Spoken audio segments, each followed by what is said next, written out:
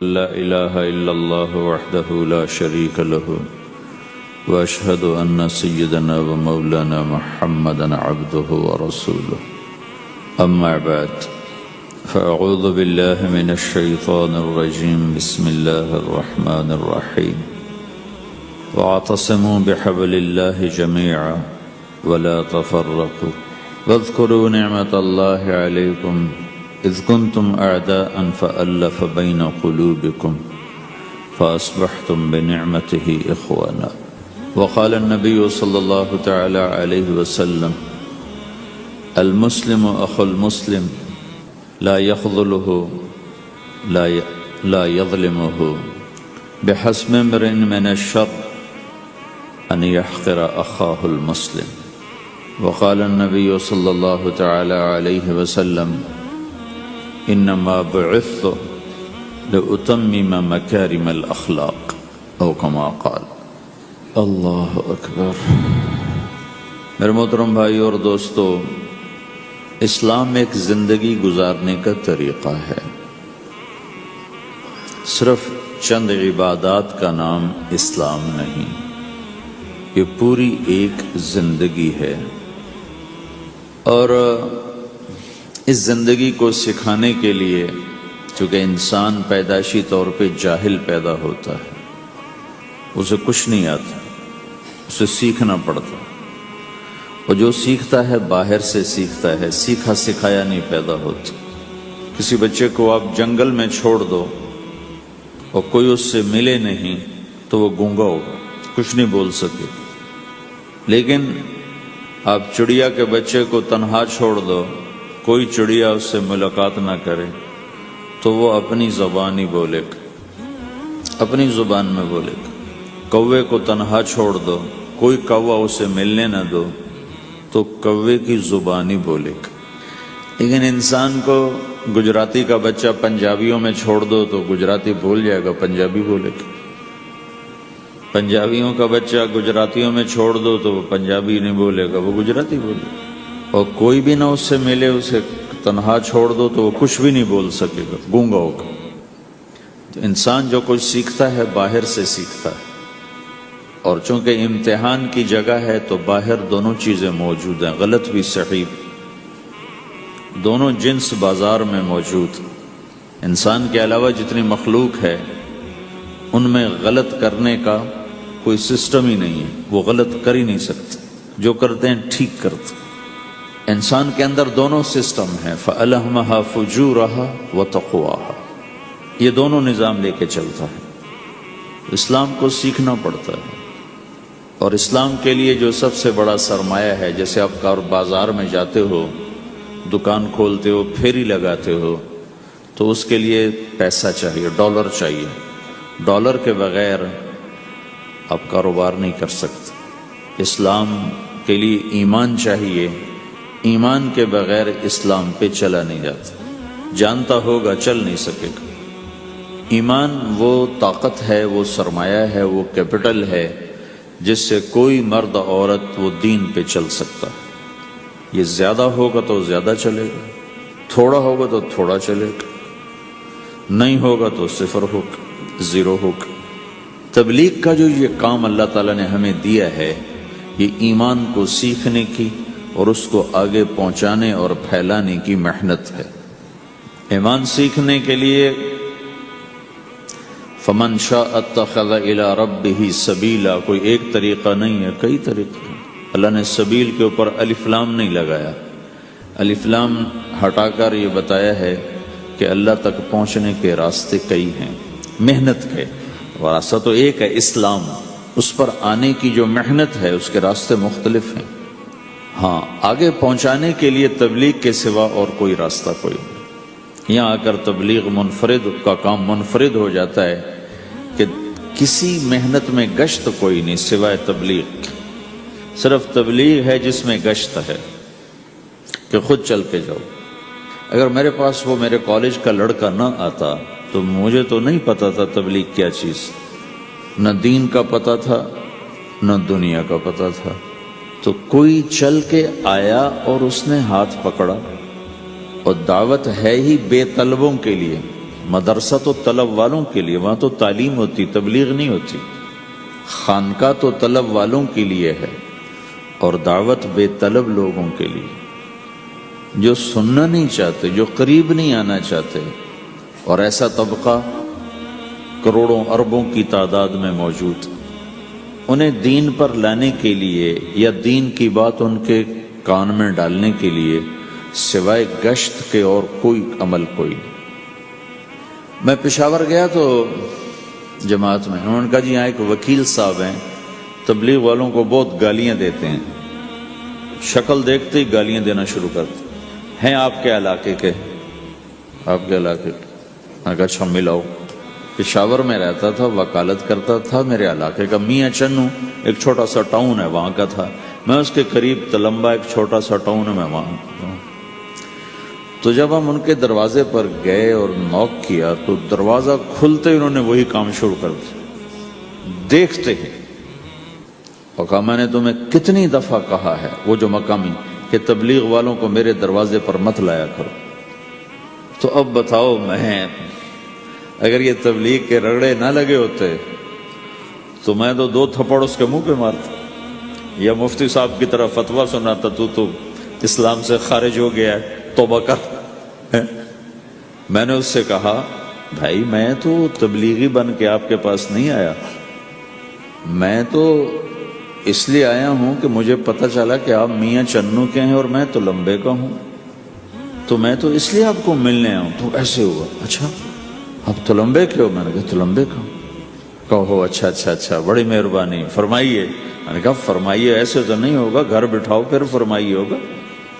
تو اس نے دروازہ کھولا، ہمیں بٹھایا، میں نے کوئی تبلیغ کی بات نہیں کی، چائے وائے پلائی. تو میرے والد صاحب اپنے علاقے کے مشہور آدمی تھے، تو جب میں نے اپنا تعارف کرایا تو وہ اور خوش ہو گیا.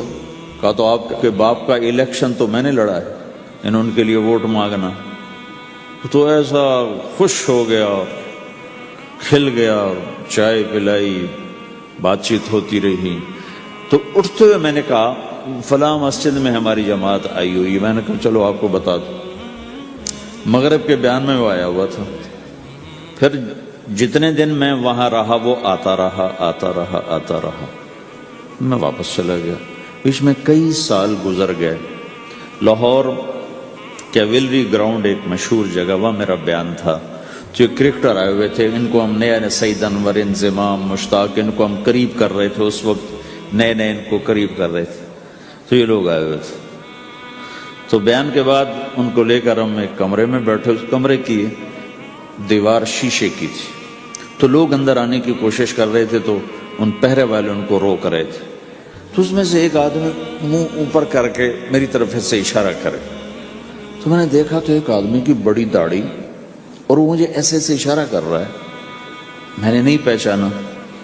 تھوڑی دیر کے بعد میں نے غور سے دیکھا تو وہ وہی وکیل صاحب پشاور والے. تو میں نے کہا ان کو اندر بلاؤ، اندر بلاؤ. وہ اندر آئے تو میں اٹھ کے ملا.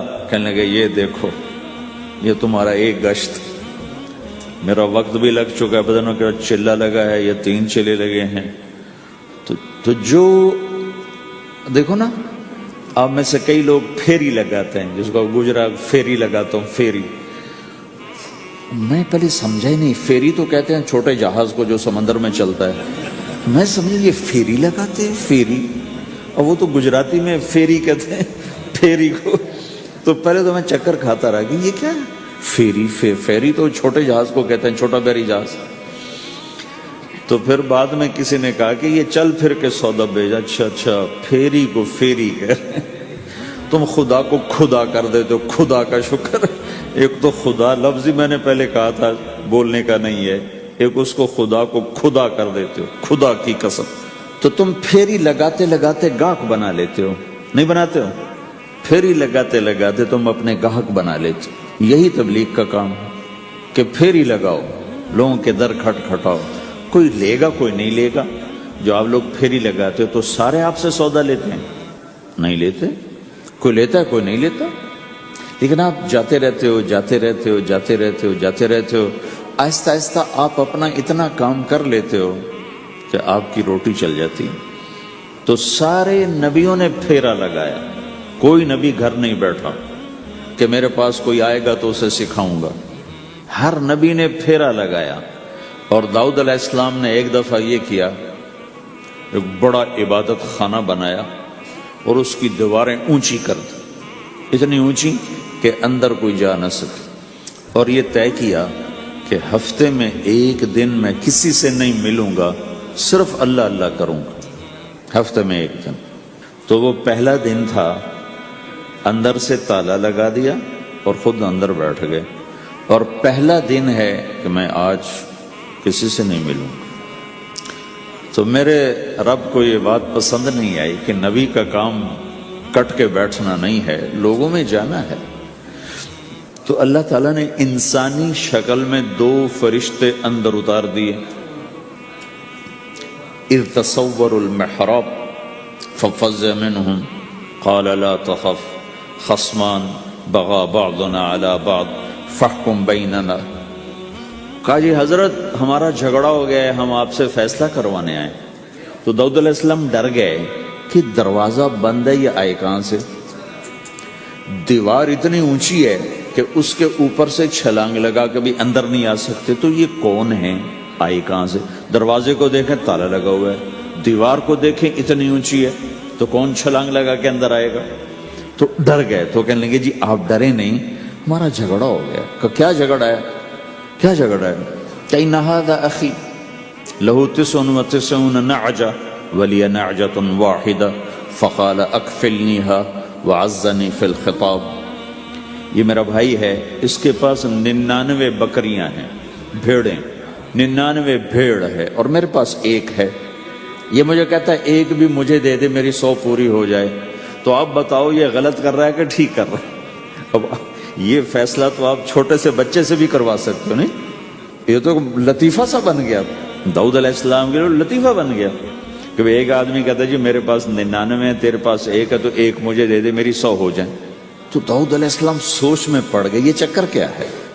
تو ایک دم ان کو خیال آیا کہ اوہ، جیسے میرے رب نے مجھے پیغام بھیجا ہے کہ داؤد تجھے بندوں کو دعوت دینے کے لیے بھیجا ہے، مصلی پر بیٹھنے کے لیے نہیں بھیجا. ہاں مصلی پر بیٹھنا ہے، اس کے لیے رات ہے. قم اللیل الا قلیلا نصفہ او انقص منہ قلیلا او زد علیہ ورتل القرآن ترتیلا. چل ومن اللیل فتہجد بہ نافلۃ لک عسیٰ ان یبعثک ربک مقاما محمودا. رات ہے، آ جاؤ. ان ناشئۃ اللیل ہی اشد وطئا واقوم قیلا. آجا آجا، رات بڑی مزے کی چیز ہے، تو اور میں تنہا. فاذا فرغت فانصب والى ربک فارغب. آ جاؤ. تتجافى جنوبهم عن المضاجع يدعون ربهم خوفا وطمعا ومما رزقناهم ينفقون. رات تیری میری، دن میرے بندوں کے لیے. نہیں بیٹھ سکتا، تسبیح پکڑ کے نہیں بیٹھ سکتے ہو. تو اس پر داؤد علیہ السلام سجدے میں گرے. آیت سجدہ ہے اس لیے میں نہیں پڑھتا ہوں. سجدے میں گرے اور کہا یا اللہ معافی کر، یا اللہ معاف کر دے، یا اللہ معاف کر دے. میں نے دروازے بند کر لیے، حالانکہ میں یہ میرے منصب کے خلاف تھا، اس پر اللہ سے معافی مانگی.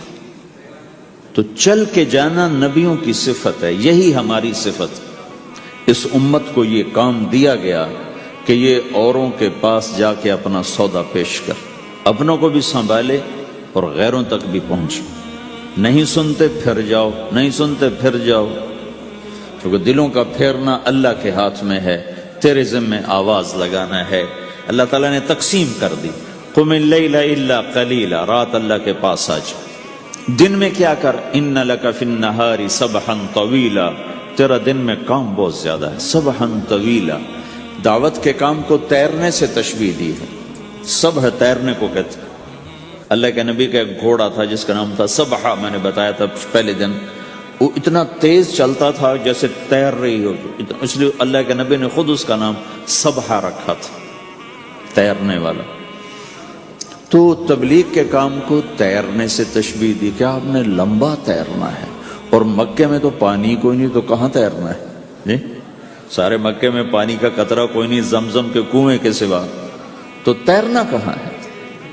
یہ اس دعوت کے کام کی بڑی خوبصورت تصویر ہے. سبحا طویلا، حالانکہ اللہ فرماتا ہے ان لک فی النہار شغلا طویلا عملا عظیما جہدا طویلا، لیکن سبحا طویلا، جو آدمی چل رہا ہوتا ہے اگر وہ بیٹھ جائے تو کوئی نقصان تو کوئی نہیں، گاڑی چلا رہا ہے کہیں گاڑی روک لے تو کوئی نقصان تو کوئی نہیں، تھوڑی دیر سے پہنچ جائے گا، کہیں گاڑی کھڑی کر کے کافی پینے لگ گیا تو کوئی مسئلہ تو کوئی نہیں ہے، آدھا گھنٹہ دیر سے گھر پہنچ جائے گا۔ تیرنے والا پانی میں اتر گیا، اب یہ رک سکتا ہے؟ کیوں بھائی؟ اگر یہ کافی پینے کا ارادہ کرے تو کہاں جائے گا؟ تو مچھلی کے پیٹ میں جائے گا۔ پانی میں اترنے کے بعد اختیار ختم ہے، اب تیرنا ہے۔ کہاں تک؟ دوسرا کنارہ جب تک ہاتھ میں نہیں آتا تیرنا ہے، سبحا طویلا، جب تک آخرت کا کنارہ ہاتھ میں نہیں آتا۔ اے میرے نبی تجھے دعوت کا کام کرتے ہی رہنا ہے، کرتے ہی رہنا ہے، کرتے ہی رہنا ہے، تیری چھٹی کوئی نہیں۔ سبحا میں یہ اشارہ تھا کہ چھٹی کوئی نہیں، یہ موت تک کا کام ہے۔ وَاعْبُدْ رَبَّكَ حَتَّى يَأْتِيَكَ الْيَقِينُ۔ آئے ہائے، جب یہ آیت اتری یا ایھا المدثر قم فانذر وربک فکبر، اے میرے محبوب اٹھ جا، اٹھ جا، میرا پیغام سنا، تو لیٹا ہوا ہے۔ تو اس پر آپ نے کہا خدیجہ انقطع ایام النوم والراحہ، میرے آرام کے دن چلے گئے، میرے سونے کے دن چلے گئے، میرے رب نے مجھے کہا ہے اٹھ جا اور میرا پیغام سنا۔ تو اس وقت تو کوئی جاننے والا نہیں تھا، تو پہلے آپ چپ کے بات فرما رہے تھے، پھر اللہ نے کہا کھل کے کہہ، تو پھر آپ نے کہا میں خدیجہ میں کس کو کہوں، میری کون سنے گا، من ادعو من یستجیب۔ تو حضرت خدیجہ نے عرض کی یا رسول اللہ آپ دعوت دینے میں پہل کریں، میں لبیک کہنے میں پہل کرتی ہوں۔ تو بھائیو، دعوت ہمارا سرمایہ ہے، دعوت سے ایمان بنتا ہے، ایمان سے عمل بنتا ہے۔ تو اگر آپ اس دعوت میں حرکت کرتے رہو گے، ان لک فی النہار سبحا طویلا، کل میں نے اس پر تھوڑی تفصیل سے بات کر دی تھی، آج میں اس سے اگلی بات کرنا چاہتا ہوں، لیکن اس کو بار بار سننا اس لیے ضروری ہے کہ آدمی بڑی جلدی بھول جاتا ہے، اور نفع سامنے نہ ہو تو اس کے لیے قدم اٹھانا، مال لگانا مشکل ہو جاتا ہے۔ آپ پھیری بھی تو لگاتے ہو، تو شام کو پیسہ ہاتھ میں آتا ہے تو تھکاوٹ چلی جاتی۔ میں نے ایک شخص سے کہا تھوڑا تبلیغ میں وقت دے دو بھائی، کہا جی مجھے گولیاں لگی تھیں تو اس کے بعد میرے بدن میں درد ہوتا ہے تو میں ٹائم نہیں دے سکتا، لیکن میں اسے دیکھتا تھا وہ صبح سے شام تک اپنی دکان پہ کھڑا ہوتا تھا، کھڑا ہو کے کام کرتا تھا۔ تو ایک دن میں نے اس سے پوچھا یہ تو دکان پہ کھڑا ہوتا ہے، اس کا درد تمہیں نہیں ہوتا؟ تبلیغ میں تو اتنی مشقت نہیں ہے۔ وہ کہنے لگا جی روز درد بہت ہوتا ہے، لیکن میں جب شام کو پیسے گنتا ہوں تو سارا درد چلا جاتا ہے، سارا درد چلا جاتا ہے۔ تو اب آپ تبلیغ میں 3 دن کے لیے گئے تو کچھ لگا کے آتے ہو، ہاتھ میں تو کچھ بھی نہیں ہوتا، اور چلے کے لیے جاؤ تو کچھ لگتا ہے، ہاتھ میں تو کچھ بھی نہیں آتا۔ 4 مہینے کے لیے جاؤ تو کچھ لگتا ہے، ہاتھ میں تو کچھ بھی نہیں آتا۔ تو وہ جذبہ پیدا نہیں ہوتا لگانے کا، تھکنے کا، تھکانے کا، جیسے دنیا میں پیدا ہوتا ہے کہ اس کی واپسی نظر آ رہی ہوتی۔ تو اس لیے بار بار ضرورت ہے اس کو سننے اور سنانے کی کہ اللہ نے اس امت کو یہ منصب دیا ہے، کنتم خیر امت اخرجت للناس، تم سب سے بہترین امت ہو، تمہیں نکالا گیا ہے۔ کیا کرتے ہو؟ تأمرون بالمعروف وتنہون عن المنکر وتؤمنون باللہ، بھلائی کی بات کرتے ہو، برائی سے روکتے ہو، صلہ مجھ سے لیتے ہو، تؤمنون باللہ، صلہ مجھ سے لیتے ہو، اللہ پہ ایمان لاتے ہو۔ کل بھی میں نے کہا تھا کہ ہر مسلمان کے ذمہ دعوت ہے، عمل کرے یا نہ کرے۔ آج پھر اس کو دوہرا رہا ہوں کہ عمل کرے یا نہ کرے، اوروں کو دعوت دینا ہر مسلمان کے ذمہ ہے۔ اللہ تعالیٰ نے بنو اسرائیل کے بارے میں کہا میری تم پہ لعنت ہے، لعن الذین کفروا من بنی اسرائیل علی لسان داود و عیسیٰ ابن مریم، اے داود، اے عیسیٰ، ان پر لعنت بھیجو۔ کتنا سخت اللہ کا فرمان ہے۔ اچھا کیوں؟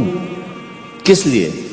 اللہ نے دو جرم بتائے، ذَلِكَ بِمَا عَصَوْا وَكَانُوا يَعْتَدُونَ، یہ بہت نافرمان ہو چکے ہیں، بہت نافرمان ہو چکے ہیں۔ ایک اس کی وجہ سے ان پر اللہ کی لعنت۔ دوسرا کیا ہے؟ کانوا لا یتناہون عن منکر فعلوہ، جو گناہ خود کر رہے ہوتے ہیں اس سے اوروں کو نہیں روکتے۔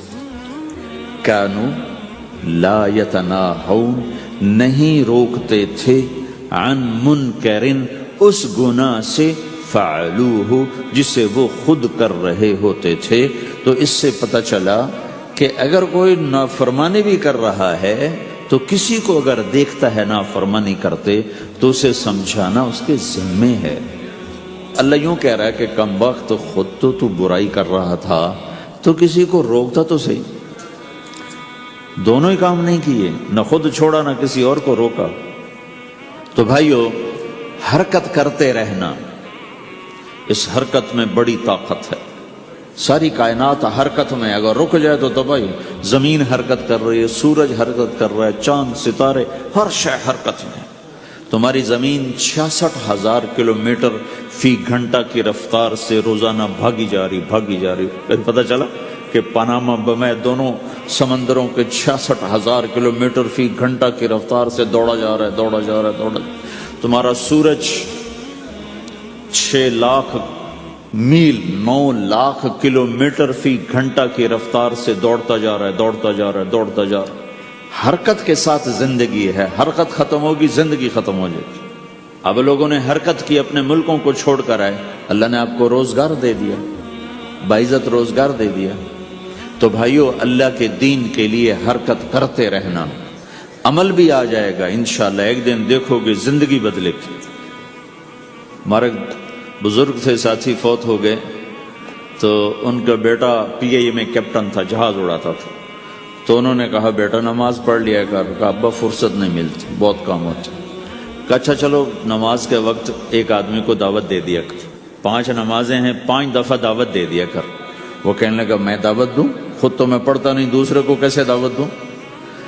کہا بیٹا ایک تو میری مان لے، نماز کا انکار کیا ہے تو یہ تو مان لے کہ چلو کسی کو کہہ دیا کر کے بھائی نماز پڑھا کرو۔ کہا چلو یہ تو آسان ہے، میں کہہ دوں گا۔ تو اس نے اپنے ابا کی بات مان لی، ہر نماز پہ 1-2 کو کہہ دیتا بھائی نماز پڑھا کرو۔ اس کے والد فوج میں جرنیل تھے، یہ کیپٹن تھا، دونوں کی ملاقات نہیں ہوئی۔ 6 مہینے بعد باپ بیٹا کی ملاقات ہوئی تو دیکھا تو کپتان صاحب کی داڑھی بھی اور ماتھے پہ محراب بھی۔ انہوں نے کہا بیٹا یہ کیا ہوا؟ کہا آپ نے مجھے پھنسا دیا۔ وہ جب میں لوگوں کو کہتا رہا تو میرے اپنے اوپر اثر ہونا شروع ہو گیا کہ میں اپنے آپ کو ملامت کرنے لگا کہ اوروں کو تو کہہ رہا ہے، خود تو پڑھتا نہیں۔ کہا اس نے مجھے کھڑا کیا اور میں نماز پہ آیا۔ پھر ایک دن شیو کرنے لگا، شیشے میں کھڑا دیکھ رہا تھا، تو میں نے کہا جب اللہ کو سجدہ کر رہا ہوں تو چہرے پہ نبی کی سنت بھی ہونی چاہیے۔ تو میں نے سیفٹی بھی پھینک دی، میں داڑھی بھی رکھ لی۔ تو تبلیغ کا کام کرتے رہنا، ہم فرشتے نہیں بن سکتے۔ ایک دفعہ ایک آدمی نے میرے اوپر بڑی چڑھائی کی، تم تبلیغ والے منافق ہو، کہتے کچھ ہو کرتے کچھ ہو، تمہارے قول اور فعل میں بہت فرق ہے، بہت۔ جب ان کا غصہ اتر گیا تو میں نے ان سے کہا بھائی 100 نمبر تو اللہ نے بھی نہیں مانگے، آپ کیوں مانگتے ہو؟ اللہ نے کہا ہے فمن ثقلت موازینہ، جس کی نیکیاں بڑھ جائیں گی، گناہ تھوڑے ہوں گے تو پاس کر دوں گے۔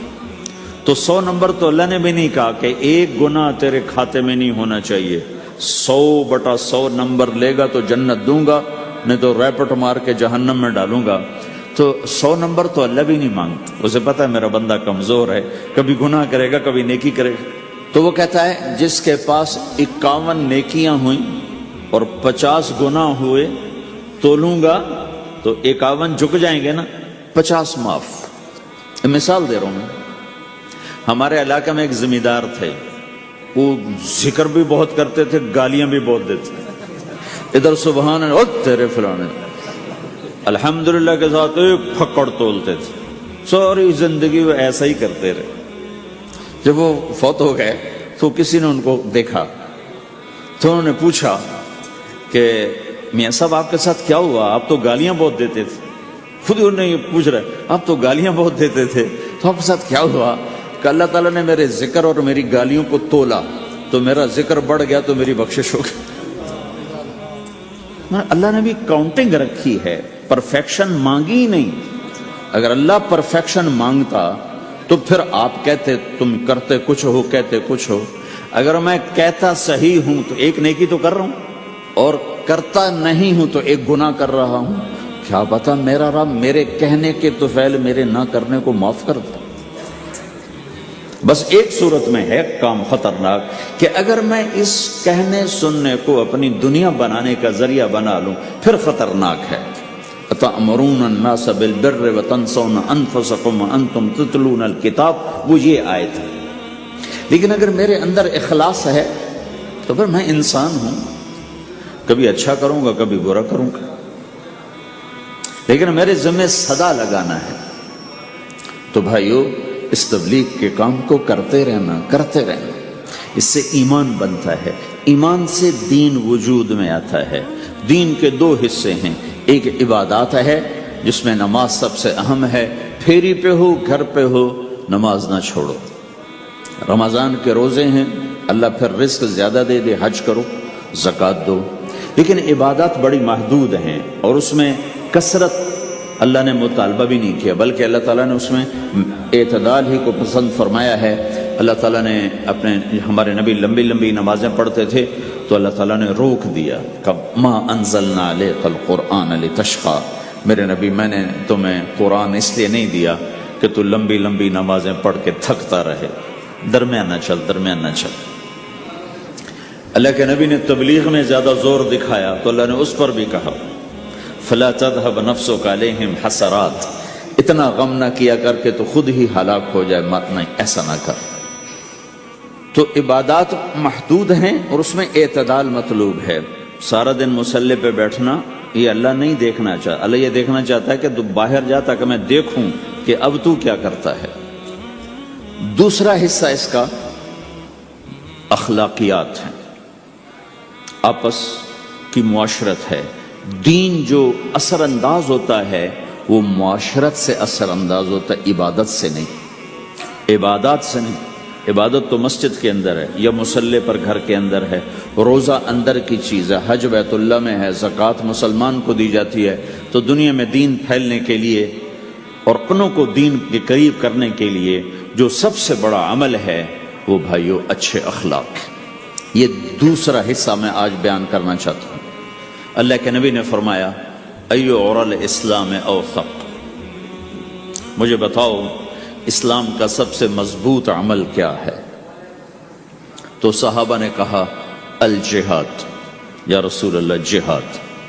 اسلام کا سب سے مضبوط عمل کیا ہے؟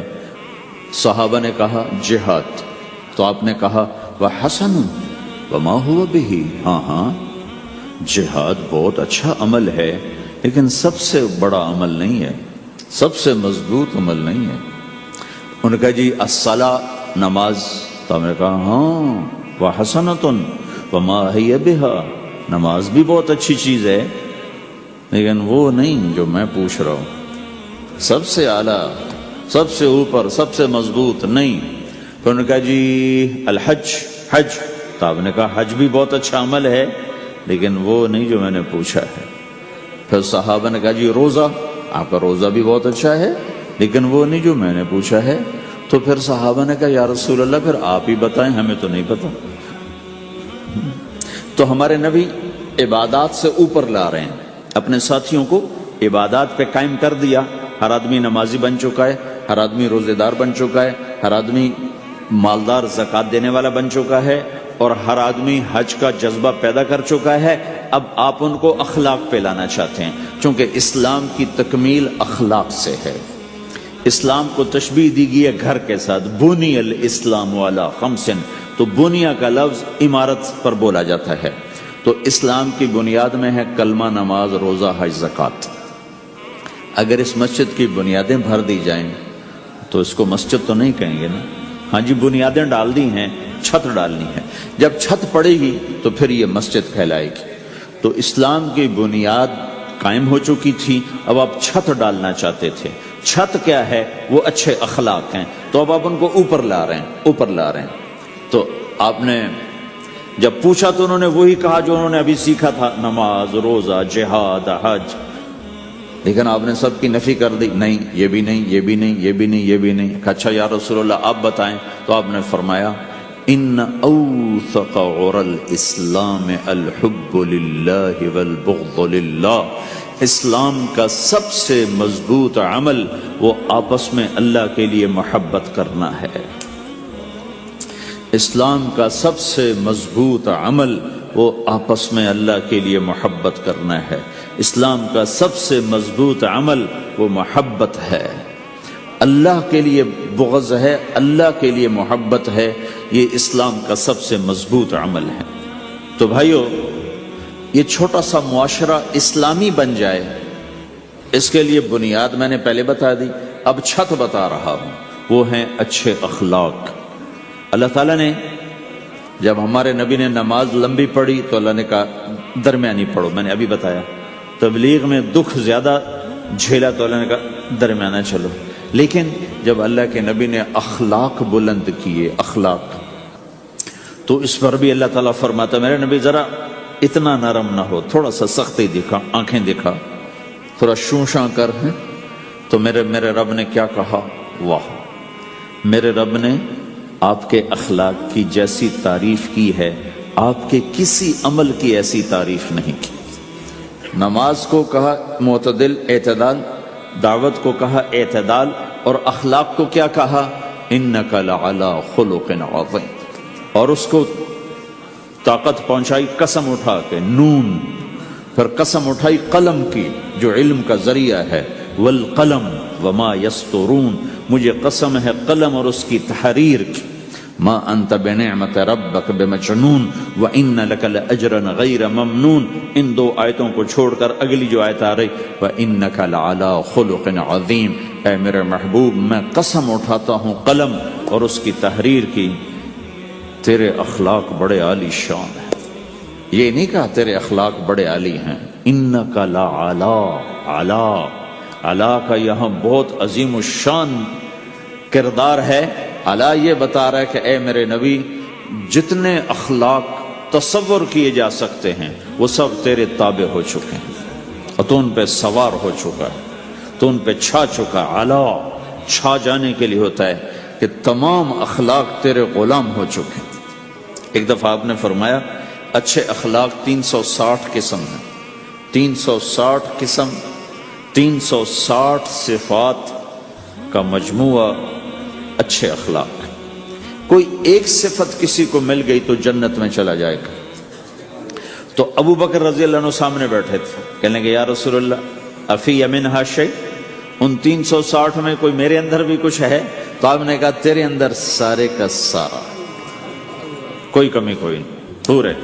یہ آپ نے اور کسی کو نہیں کہا، صرف آپ نے یہ ابو بکر سے فرمایا کہ ابو بکر تیرے اندر پورے اخلاق 360۔ تو بھائیو، آپس کی محبت اور اچھے اخلاق یہ اسلام کا سب سے چوٹی کا سبق، سب سے اعلیٰ درجے کا سبق۔ اب ایک حدیث میں جو حدیث جبریل کہلاتی ہے، وہ انسانی شکل میں آ کر پوچھتے ہیں یا رسول اللہ اسلام کیا ہے؟ تو آپ کہتے ہیں کلمہ، نماز، روزہ، حج، زکوٰۃ، یہ اسلام ہے۔ یہی سوال اب آخری حج کا موقع آ چکا ہے، اب اسلام 9 سال آگے، 10 سال آگے جا چکا ہے اور اس کی شکل مکمل ہو چکی ہے۔ تو عمر بن عبسہ رضی اللہ تعالیٰ عنہ یہ آخری حج کے موقع پر آپ سے ملتے ہیں اور آ کر یہ آپ سے پوچھتے ہیں یا رسول اللہ مل اسلام؟ سوال ایک ہے، مل اسلام؟ شروع میں مدینے کے داخلے کے شروع میں جبریل انسانی شکل میں آتے ہیں اور کہتے ہیں مل اسلام، اسلام کیا ہے؟ تو آپ کہتے ہیں کلمہ، نماز، روزہ، حج، زکوٰۃ۔ اب یہی سوال 10 سال کے بعد یا 9 سال کے بعد عمر بن عبسہ کہتے ہیں یا رسول اللہ مل اسلام، اسلام کیا ہے؟ تو اب جواب سنو، آپ نے فرمایا اطعام الطعام وطیب الکلام، میٹھا بول بولنا اور کھانا کھلانا۔ کسی سے میٹھا بول بولنا کتنا عظیم ہے میرے اللہ کی بارگاہ میں کہ آپ نے فرمایا ابتسامک فی وجہ اخیک صدقہ، تو اگر کسی مسلمان کو ہنس کے مل لے تو یہ بھی تیرے لیے صدقے کا ثواب۔ صدقہ لکھا جائے گا۔ جبریل کہتے ہیں یا رسول اللہ مل ایمان، ایمان کیا ہے؟ تو آپ فرماتے ہیں اللہ کو ماننا، فرشتوں کو ماننا، نبیوں کو ماننا، کتابوں کو ماننا، تقدیر کو ماننا، موت کے بعد کی زندگی کا اقرار کرنا۔ ان تؤمن باللہ وملائکتہ وکتبہ ورسلہ وبالبعث بعد الموت، یہ ہے ابتدائی جواب۔ اب یہی سوال عمرو بن عبسہ کرتے ہیں 9 سال کے بعد، یا رسول اللہ مل ایمان، ایمان کیا ہے؟ تو آپ نے فرمایا الصبر والسماحہ، صبر کرنا، معاف کرنا۔ سوال ایک ہے، جواب 2 ہیں۔ کیوں کہ جگہ اور نوعیت بدل چکی ہے۔ ابتدائے اسلام ہے تو عبادات بتائی جا رہی ہیں، انتہائی اسلام ہے تو اخلاق بتائے جا رہے ہیں کہ اے عمر، ایمان کیا ہے؟ صبر کرنا، معاف کرنا، صبر کرنا، معاف کرنا۔ تو بھائیو، جو ہمارا معاشرہ بنے گا اسلامی، گھر میں باہر، وہ بنے گا اچھے اخلاق سے، عبادت سے نہیں، علم سے نہیں، تبلیغ سے نہیں، وہ بنے گا اچھے اخلاق سے، میٹھے بول بولنے سے، درگزر کرنے سے، معاف کرنے سے، سہ جانے سے، اور بازار میں سچائی۔ بازار میں میٹھا بول نہیں، وہ تو ہر تاجر مسکرا کے ملتا ہے، ہاں وہ تو کاروبار ہے مسکرانا۔ سچا بول، الصدق ینجی والکذب یہلک، میرے نبی نے فرمایا سچ نجات دیتا ہے اور جھوٹ ہلاک کر دیتا ہے۔ تو بازار کے اخلاق ہیں صحیح بولنا، صحیح تولنا، دھوکہ نہ دینا۔ میرے نبی سے پوچھا گیا یا رسول اللہ مسلمان بزدل ہو سکتا ہے، ڈرپوک؟ آپ نے کہا ہو سکتا ہے۔ کہ یا رسول اللہ مسلمان بخیل ہو سکتا ہے، بخیل کنجوس؟ آپ نے کہا ہو سکتا ہے۔ کہ یا رسول اللہ مسلمان جھوٹ بول سکتا ہے؟ آپ نے کہا جھوٹ نہیں بول سکتا۔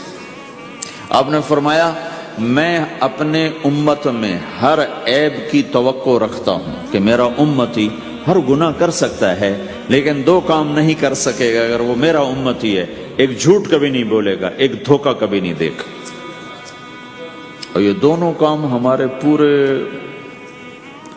عروج پر ہیں۔ تو مسلمان دھوکہ نہیں دیتا کسی کو، مسلمان جھوٹ نہیں بولتا۔ تو اللہ کے نبی نے یہ نہیں فرمایا جو نماز نہیں پڑھتا وہ میری امت میں سے نہیں، جو روزہ نہیں رکھتا میری امت میں سے نہیں ہے، زکوٰۃ نہیں دیتا میری امت میں سے، یہ نہیں کہا۔ آپ نے کہا من غش فلیس منا، جس نے کسی کو دھوکہ دیا وہ میری امت میں سے نہیں، میری امت سے خارج۔ تو آپ کی تجارت پاناما میں ایسی تجارت ہو کہ وہ اسلام کا بولتا ثبوت بن جائے۔ آپ کی جاب ہے تو ایسی ہو کہ پورا انڈونیشیا جو مسلمان ہوا ہے، مسلمان تاجروں کی تجارت سے مسلمان ہو۔ ملائیشیا، انڈونیشیا، فلپائن، ان علاقوں میں جتنا اسلام پھیلا ہے یہ تاجروں کی محنت سے پھیلا ہے۔ کہاں کے تاجر؟ یمن کے عرب تاجر، ان کے عالی اخلاق، ان کا سچا بول، ان کا صحیح ترازو، اس نے لوگوں کے قلوب کو پھیر دیا کہ یہ پیسے کے غلام نہیں ہیں۔ تو ہماری تجارت اس لیے نہیں کہ ہم پیسہ بنائیں، ہماری تجارت اس لیے کہ ہم تجارت میں اللہ کے احکام زندہ کریں، جس میں سب سے بڑا حکم سچ بولنا ہے اور دھوکے سے بچنا ہے، اور غلط کاروبار سے، غلط کام سے بچنا ہے۔ صرف ہم پیسہ نہیں کماتے، ہم اللہ کا امر دیکھتے ہیں کہ اگر میرے اللہ کے حکم کے مطابق ہے تو ٹھیک، اگر اس کے مطابق ہم چھوڑ دیں تو بھائیو اپنے پہچان کرواؤ سچائی کے ساتھ، دیانت کے ساتھ، دھوکے سے بچتے ہوئے۔ ایک تاجر مجھے بڑے فخر سے بتا رہا، فیصل آباد کی بات، کہ میں صبح صبح قرآن پڑھ رہا تھا، دکان پہ بیٹھا ہوا، کپڑے کا تاجر، تو ایک گاہک آ گیا، کہا جی آپ قرآن پڑھ رہے ہو، بھلے آدمی لگتے ہو، تو میں نے بیٹی کے جہیز کے لیے کپڑا خریدنا ہے، تو میں نے کہا آپ سے خرید لیتا ہوں۔ تو وہ پھر ہنس کے کہنا جی میں نے 16 روپے میٹر والا کپڑا 48 روپے میٹر میں بیچ دیا۔ میں نے کہا واہ بھائی واہ، قرآن کی قیمت بڑی تھوڑی لگائی تو۔ ہائے ہائے ہائے ہائے، اس کو شرم بھی نہیں آ رہی اس بات پر، احساس ہی کوئی نہیں کہ اس نے قرآن پڑھتے دیکھ کر اعتماد کیا اور اس نے قرآن سے ہی اس کو دھوکہ دیا کہ پورے بازار میں 16 روپے گز ہے وہ کپڑا، وہ 48 روپے اس کو بیچ رہا ہے۔ اگر اپنے نبی کی بات سنو. آپ نے کہا سچا تاجر قیامت کے دن نبیوں کے ساتھ کھڑا کیا جائے گا. کیوں؟ کہ ہر موقع پہ جھوٹ بولا جا سکتا ہے، پروفٹ کمایا جا سکتا ہے، دھوکہ دیا جا سکتا ہے، فراڈ کیا جا سکتا ہے، اور اس سے بچتا ہے بچتا ہے بچتا ہے بچتا ہے. نہ اپنوں کو دھوکہ دیتا ہے نہ غیروں کو دھوکہ دیتا ہے. جب انگریز کا دور تھا، دلی میں ایک جیب کترا تھا، جیب کاٹنے والا. تو وہ یہ سکھایا کرتا تھا لڑکوں کو، پھر ان کو بھیجتا تھا. تو اس کا ایک چیلا شام کو صرف 2 روپے لے کر آیا، 2 روپے لے کر. تو اس نے کہا بے وقوف، آج سارے دن کی کمائی 2 روپے؟ کہ استاد آج بہت بڑا مال مارا تھا، لیکن میں نے دیکھا تو وہ ایک گورا تھا، انگریز تھا. تو مجھے خیال آیا اگر قیامت کا دن عیسیٰ علیہ السلام نے میرے نبی کو گلہ دے دیا کہ تیرے امتی نے میرے امتی کی جیب کاٹی تھی، تو میں اپنے نبی کو کیا جواب دوں گا؟ تو میں نے جا کر اس کو واپس کر دیا. ابھی اپنے کے کھسکا کے لایا ہوں 2 روپے. پچھلے زمانے کے تو چور بھی ایسے خوددار ہوتے تھے، اب تو نمازی ایسے غیرت کہاں پھینک کے آ گئے ہیں. ماتھے پہ محراب ہوتا ہے اور دھوکے میں سب سے اول ہوتا ہے. تو ہمارا اسلام صرف اس مسجد کی 4 دیواری میں نہیں ہے، ہمارا اسلام تو بارش کے قطروں کی طرح پھیلا ہوا ہے. آسمان کی بلندی ہے، آسمان کی وسعت ہے، جیسے اس سے زیادہ ہمارے دین کی وسعت ہے. تو آپ کسی دفتر میں ہو یا اپنے کاروبار میں ہو، تو اس میں بھی اللہ کے نبی نے آپ کو طریقہ بتایا ہے. بازار کے اخلاق ہیں مسکرانا نہیں، بازار کے اخلاق ہیں سچ بولنا، صحیح دینا، صحیح تولنا، صحیح سودے کا عیب بتانا. عبد الرحمن بن عوف رضی اللہ تعالیٰ عنہ پہلے 10 صحابہ میں آتے ہیں، پہلے 10 صحابہ. آپ نے کہا ابو بکر جنتی، عمر جنتی، عثمان جنتی، علی جنتی، طلحہ جنتی، زبیر جنتی، سعد جنتی، عبد الرحمن جنتی، ابو عبیدہ جنتی، سعید بن زید جنتی. اس میں ایک عبد الرحمن. جب ان کا انتقال ہوا تو انہوں نے 3 ارب 10 کروڑ 20 لاکھ دینار چھوڑے ترکہ. ہمیں تو بڑا بیوقوف بنایا گیا، کاغذ کو کرنسی بنا کے دے دی. کاغذ، کرنسی تو سونا ہوتا ہے جی، کرنسی تو سونے اور چاندی کو کہتے ہیں، کاغذ کے ٹکڑے کو تو کرنسی نہیں کہتے. اور اب کرنسی بھی لے کر وہ کارڈ پکڑا دیے، جیب بھی خالی. اب کرنسی بھی کاغذ بھی کوئی نہیں، خالی کارڈ. اس کو کیا کہتے ہیں کارڈ کو؟ Credit card. کریڈٹ کارڈ وہ ساری دنیا کو بیوقوف بنائے ہوئے. یا تو کاغذ پکڑائے ہوئے ہیں یا کارڈ کاغذ بھی اب واپس لے لیا، اب کارڈ پکڑا دیا. اور عبد الرحمن بن عوف نے جو پیسے چھوڑے وہ کاغذ نہیں تھے. کاغذ کی کیا حیثیت؟ پاکستان میں روز چھپ رہے ہیں، کاغذ کی کیا حیثیت؟ 3 ارب 10 کروڑ 20 لاکھ دینار سونے کے، اور ایک سکہ دینار اس وقت 4.5 ماشے کا ہوتا تھا. اب اس کو ملٹیپلائی کرو اور پورا پاناما خرید لیں اس پیسوں سے.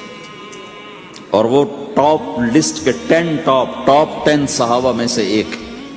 وہ فرماتے تھے میری تجارت کا یہ اصول رہا کہ میں نے کبھی ادھار نہیں خریدا، نہ کبھی ادھار بیچا، نہ کبھی ادھار خریدا. جو خریدے بھی ادھار اور بیچے بھی ادھار، اسے نیند کہاں آئی؟ دینے والے دیتے نہیں، لینے والے سر پہ کھڑے ہوتے. انہیں نہ بیوی اچھی لگتی نہ بچے اچھے لگتے، وہ گھر میں بیٹھ کے بھی گھر میں نہیں ہوتے. تو آپ نے فرمایا نہ میں نے کبھی ادھار خریدا نہ کبھی ادھار بیچا، نقد خریدا نقد بیچا. دوسرا میرا اصول یہ رہا کہ میں نے کبھی سٹاک نہیں کیا، جب مجھے پروفٹ ملا میں نے فوراً بیچ دیا. انتظار نہیں کیا 1 ہفتے بعد بیچوں گا ریٹ بڑھ جائے گا. جس دن مجھے پروفٹ ملا 1 پیسہ بھی ملا تو میں نے فوراً بیچ دیا. تیسرا اصول یہ تھا کہ میرے سودے میں کوئی کمی یا عیب ہوتا تو میں اسے چھپاتا نہیں تھا، ظاہر کرتا تھا. اس میں یہ کمی ہے بھائی، لینا تو لے لو، نہیں لینا تو چھوڑو. ہماری تو تجارت بھی جنت کا راستہ ہے.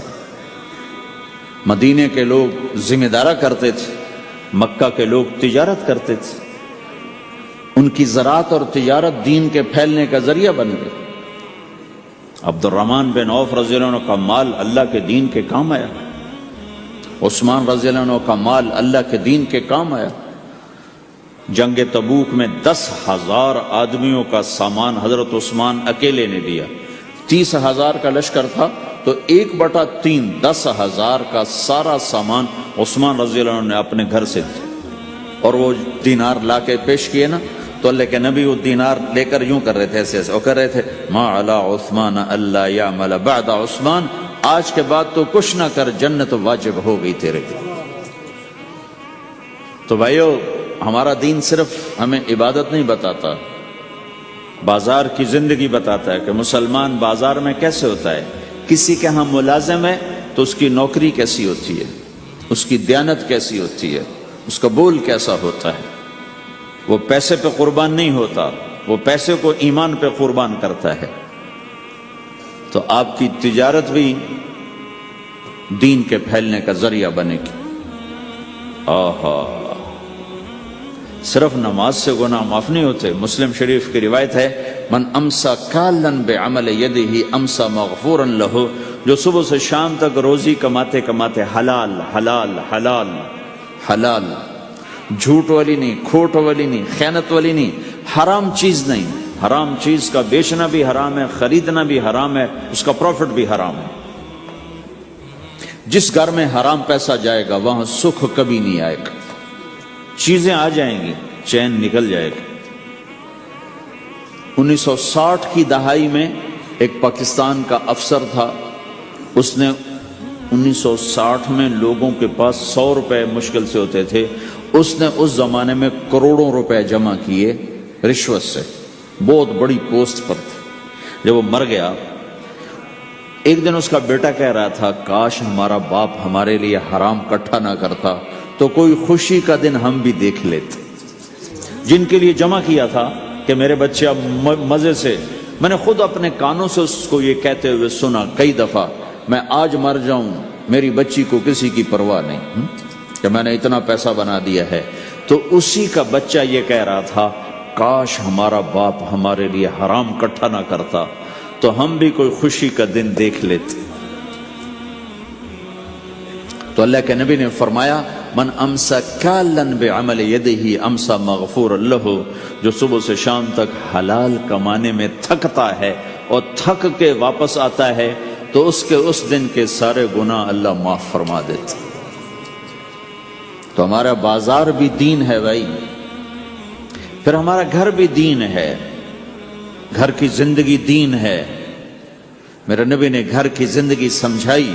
آپ اپنے گھر میں جھاڑو دے رہے ہیں، قاب قوسین کا ٹائٹل لے کر، مقام محمود کا ٹائٹل لے کر، ختم نبوت کا تاج سر پہ سجا کر، نبیوں کے سرداری کا صحرا باندھ کر آپ گھر میں جھاڑو دے رہے ہیں، اپنے کپڑے خود دھو رہے ہیں۔ 9 بیویاں ہیں، 9 اپنے کپڑے خود دھو رہے ہیں۔ کوئی پھٹ گیا ہے خود سی رہے ہیں، جوتا پھٹ گیا خود ٹھیک کر رہے ہیں۔ حضرت عائشہ رضی اللہ عنہ کو آٹا گوندنا نہیں آتا تھا، چھوٹی عمر تھی تو ان کو آٹا گوند کے دیتے تھے، جب تک ان کو آٹا گوندنا نہیں آیا ان کو آٹا گوند کے دیتے تھے۔ ہمیں تو گھر کی زندگی بھی سمجھائی گئی ہے، اور ہمیں بتایا گیا کہ تو اب اپنی بیوی کے منہ میں لقمہ ڈالتا ہے تو یہ بھی تیرے لیے صدقہ ہے۔ سب سے بہترین صدقہ وہ ہے جو تم اپنے بچوں پر خرچ کرو۔ پھر دنیا دکھوں کا گھر ہے تو میں قربان جاؤں اپنے نبی پر، آگے آنے والے سارے زمانوں کو دیکھ کر بیان فرما گئے، بتا گئے، اور انہوں نے فرمایا مجھے بتاؤ جہاد میں خرچ کرنے سے بھی بہتر خرچ کون سا ہے؟ جہاد میں خرچ کرنا تو سب سے بہتر شمار ہوتا ہے۔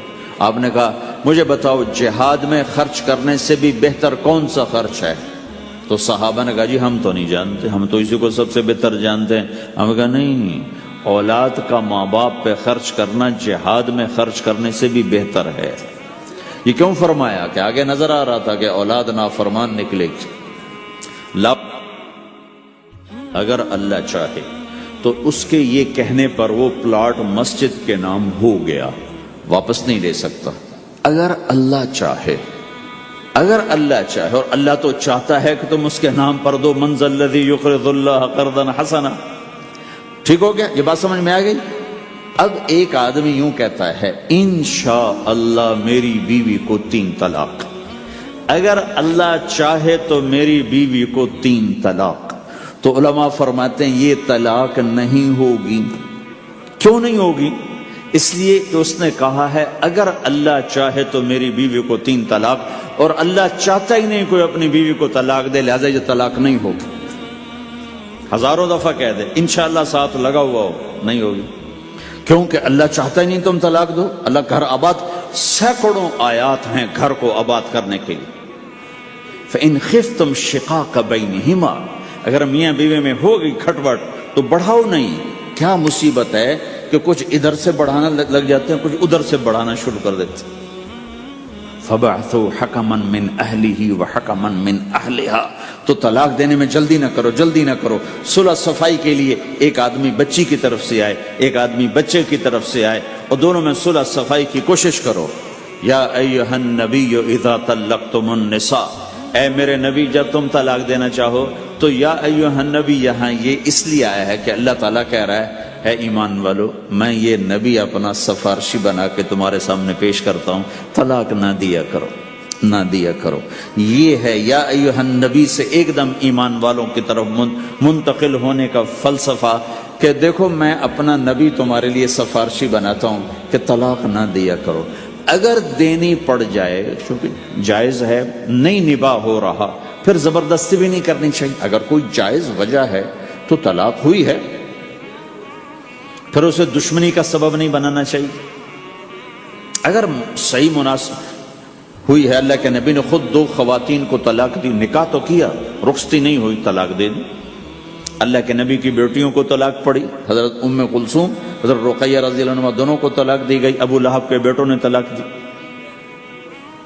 آپ نے حضرت حفصہ کو طلاق دینے کا ارادہ کیا تو عمر رضی اللہ عنہ کو پتہ چلا، بڑے غمگین ہوئے، تو اللہ جبریل آ گئے، یا رسول اللہ، اللہ تعالیٰ فرما رہے ہیں حفصہ کو طلاق نہیں دے سکتے، یہ آپ کی دنیا کی بیوی بھی ہے، جنت کی بیوی بھی ہے. کہ عمر کے دل شکنی ہو رہی. تو ایک گھر باقی رہے اس کے لیے سینکڑوں آیات اللہ تعالیٰ نے اتاری، اور ہمیں کہا عاشروہن بالمعروف، اپنی بیویوں کے ساتھ اچھا سلوک کرو. ہمیں خطاب، چونکہ مرد کسی کی بچی کو لے کے آتا ہے، لڑکا کسی کی بچی کو لے کے آتا ہے، اور وہ بچی ماں چھوڑتی، باپ چھوڑتی ہے، بھائی چھوڑتی ہے، بہنیں چھوڑتی ہے، سہیلیاں چھوڑتی ہے، سب کو چھوڑتی ہے، اور تیسرے دن اس کو تانے شروع ہو جاتے ہیں، اس کا تو دل ہی نہیں لگتا. اور پہلے دن اپنی بیوی کو نصیحت دی جا رہے تھے، میری ماں کی خدمت کرنی ہے، میری کرنا کر، میری ماں کی کرنی ہے، میرے ابا کی کرنی، میری بہنوں کی کرنی، کسی کے سامنے تم نے بولنا نہیں، کسی کے سامنے اف نہیں کرنا. بے وقوف، اس سے محبت تو جتا پھرو، اس کے بعد جو کچھ کہے گا وہ کرے گا. پہلے دن ہی حکم، نہ تعلق بنا ہے، نہ محبت پیدا ہوئی ہے، اور نہ ابھی جوڑ بیٹھا ہے، اور پہلے دن حکم سنانے شروع کر دی. اس کے ذمہ نہ تیری ماں کی خدمت ہے، نہ تیرے باپ کی خدمت ہے، نہ تیری بہنوں کی خدمت، یہ ساری خدمت تو تیرے ذمہ ہے. ہمارا سسرال کا معاشرہ بڑا ظالم ہے. لاکھوں میں کوئی ایک گھر بچا ہوا تو الگ بات ہے، ورنہ میں تو دنیا پھری ہے، کیا دنیا دار کیا دیندار، سب ظلم ہی ظلم ہے.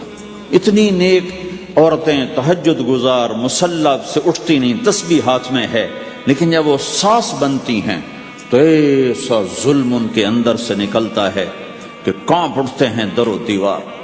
جب عورت ماں ہوتی ہے تو اس کے روئیں روئیں سے محبت کے چشمے پھوٹتے ہیں.